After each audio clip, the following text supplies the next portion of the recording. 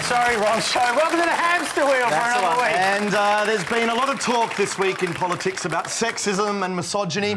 And who better to analyse all that talk than a group of five men? Yes, exactly. Absolutely. But we begin tonight with Peter Slipper, the former Speaker of the House and now author and star of the new one-man theatre show, The I Hate Vagina Monologues. Slipper resigned last night following the revelation of new text messages in which he said female genitals look like a mussel removed from its shell. Comments which not only shocked the community, but which also spawned a whole new franchise of these adult porn videos. This is Shellless Muscles 4. Oh, goody. And don't worry, if muscles aren't your thing, there's also My Great Big Sea Cucumber, which... 2 thumbs up from James Ashby. Yeah, look, Peter Slipper sent 15,000 text messages, which is amazing for someone on the Vodafone network. Yeah. And in one of them, he described the Liberal MP Sophie Mirabella as an ignorant botch. Yes, yeah. Ignorant maybe, but Sophie is no botch. Oh, no. I can't believe a Slipper is still making these mistakes after his stuff up at the anti-carbon tax rally earlier this year. I mean, he's still doing it. Spelling not his strong suit. Not a good Now, spell. look, another regular target was former Liberal MP Mal Brough, and he was referred to in one text as that little fucker on the Bolt report, which I think that's ambiguous because he might just have been referring to Andrew Bolt. Exactly. Both sides of politics spent yesterday slamming Slipper for his lewd and graphic language, but amid all the heat, there was at least one supporter of Slipper's text messages. Some of those ones he's been coming up with that's the best I've ever heard.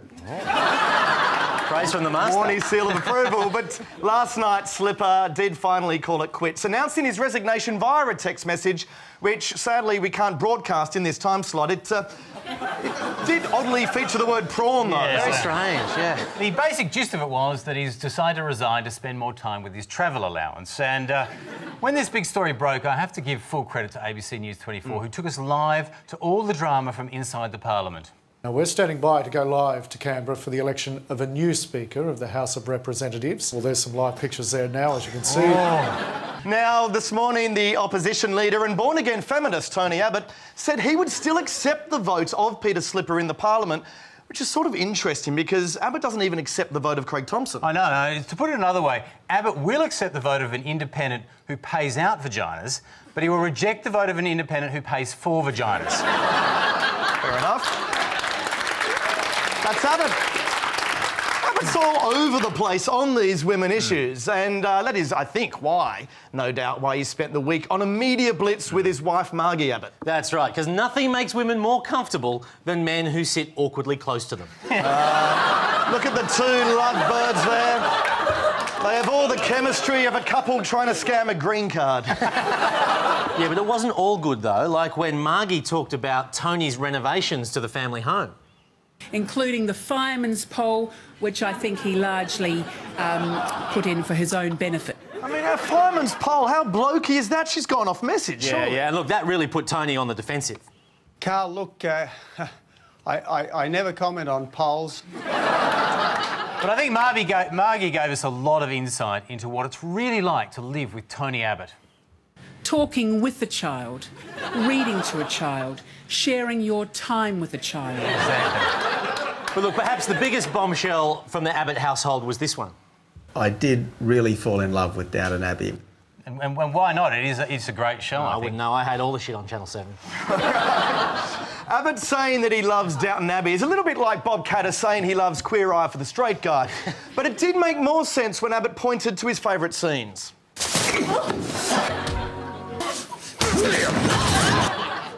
Yes, takes him right back to his punching days. But look, who says that Tony Abbott has a problem with women anyway? I mean, this is the guy who led the charge to keep this woman in authority. That's true. Yeah, and look, he's certainly been a hit with female journalists like Liz Hayes from 60 Minutes. She fantasises about him in the bedroom.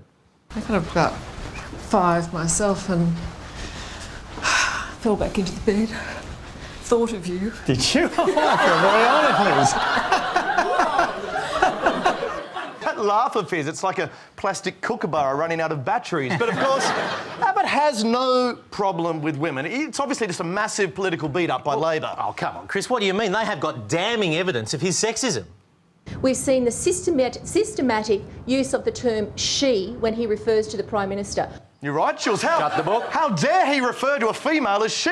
I haven't heard language that sexist since that 80s TV show Murder, She Wrote. Oh, it was disgusting. Horrible. And I guess his image problems were fueled by the recent allegations that back in his student days, Abbott menaced a female student by apparently walking right up to her and punching the wall. Which to me just suggests that Tony Abbott's got a problem with walls. Oh, yeah, he's got a huge problem with walls. He's always had a problem with walls, and he's been in damage control ever since, trying to convince the electorate that he's a changed man. Look at this, he's now in fact pro-walls. Oh, yes. Don't believe it. But look, if there is one area that Abbott is rock solid on, it is the women in his life today. His line all week has been that he's surrounded by strong women, and you've only got to look at his workplace to see many of his closest colleagues are strong women or extremely effeminate men. I've got to say that I can totally relate to Tony Abbott. I've had my own image problems with the media lately, but luckily I too have a wife who's kind and generous enough to help me set the record straight. Jane, why did you decide to speak out today? Well, I think there's a perception out there about Craig which is totally wrong. People look at the media reports and they think of him as this cheeky, edgy comedian, but I think people should know the truth, and that is that he's a talentless dickhead. He's boring, he's selfish, I hate his face, I hate that stupid gap between his teeth, and he has a tiny cock. Well, Jane, I think we all agree that's certainly the Craig we know. Thank you for joining us.